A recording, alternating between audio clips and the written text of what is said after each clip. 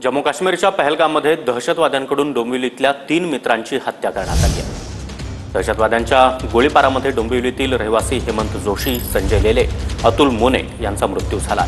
हे तीनही मित्र जम्मू काश्मीरमध्ये पर्यटनासाठी गेलेले होते, मात्र दहशतवाद्यांच्या गोळीबारामध्ये या 3 डोंबिवलीकर मित्रांचा मृत्यू झाला।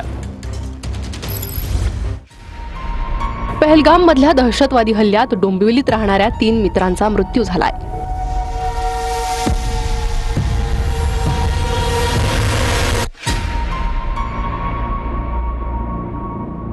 हेमंत जोशी, संजय लेले आणि अतुल मोने या तिघांचा दहशतवाद्यांनी केलेल्या गोळीबारात मृत्यू झाला।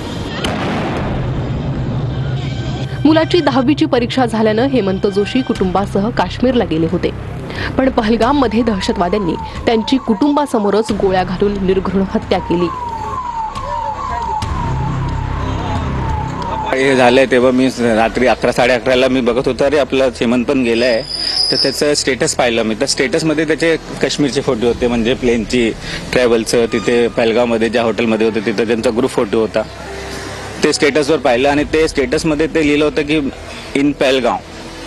तर अजून झालं तर मी लगेच त्याला मेसेज टाकलं व्हॉट्सअपवर की आर यू सेफ। तर ते मेसेज डिलिव्हर झालंच नाही। फोन लावला तर फोन पण रिंग गेलं नाही। आणि मग नंतर मला शेजारीने सांगितलं की असं असं झालंय, असंच आहे, आणि मग टोटली शॉक्ड। हेमंत आणि आम्ही समोरासमोरच राहतो। आमच्यासाठी खूप धक्कादायक आहे हे, कारण तो सांगून गेला की काकू आम्ही या रविवारी जातो आणि पुढच्या रविवारी येणार। आता रविवारी आम्ही कोणाची वाट बघायची। दहशतवाद्यांच्या गोळीबारात मृत्यू झालेले संजय लेले हे एका खासगी कंपनीत काम करायचे।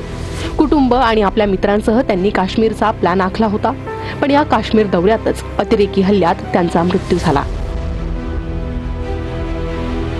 परवा दिवशी जाताना मला बोलला पण की मी जम्मू काश्मीरला फिरायला जातोय, 2-4 दिवसांनी येतो। मी विचारलं की तुम्ही एकटेच चालले का? नाही, बोलतो आमची फॅमिली आहे आणि मग अजून 2 फॅमिली आहे, आम्ही 3 फॅमिली एकत्र जातोय। आपल्या समोर तो माणूस नाही आहे म्हणून मग एकदम आपल्याला दुःख मन भरून येतंय, काय बोलू शकत नाही आपण त्याच्याबद्दल। ॲक्च्युली तो काश्मीरला जायच्या संध्याकाळीच आम्हाला इथे भेटलेला आणि बोलला की आम्ही 3-4 दिवस फिरायला चाललोय, म्हणून 4-5 दिवसानंतरच भेटू असं म्हणून तो गेलेला। पण परमेश्वराने ती आमची शेवटचीच भेट ठरवली। जेव्हा पेपरमध्ये वाचलं तेव्हा मी फक्त देवाकडे एवढी प्रार्थना केली, हा संजय नसून दे। पण जेव्हा फोटो बघितला तेव्हा मला जरा हे झालं की बाबा हाच, आणि अचानक शॉक लागला। पहलगाम मधल्या अतिरेकी हल्ल्यात डोंबिवलीतल्या अतुल मोनेंचाही मृत्यू झालाय। अतुल मोने हे भारतीय रेल्वेमध्ये परळच्या वर्कशॉपला कामाला होते। मुलगी आणि पत्नीसह ते काश्मीरला फिरायला गेले होते, पण अतिरेक्यांच्या गोळीबारात त्यांचाही मृत्यू झालाय। एकदम म्हणजे आमचा खास मित्र तो, आणि छोटी मुलगी तिची आत्ताची म्हणजे लाईफ त्याची सुरू झाली आणि काश्मीर बघायला गेला आणि तिथे ही घटना झाली। म्हणजे खूप वाईट आहे। म्हणजे माझं वैयक्तिक मत आहे ना की आम्ही हा खूप याचा निषेध करतो अतिरेकी हल्ल्याचा। परिवार खूप चांगला होता, त्यांचा स्वभाव पण खूप चांगला होता, कारण सकाळी मी 6 वाजता चालायला जाते ना, ते मला रोज भेटायचे। त्यांचे 6 वाजता ते पण जायचे, पर एक वर्ष आपल्या ते कामाला जायचे ना। काल त्यांचे मित्र पण आले होते, ते पण सांगत होते त्यांची 6:14ची ट्रेन असायची याची, ते मला रोज भेटायचे। खाली स्वभाव खूप चांगला होता।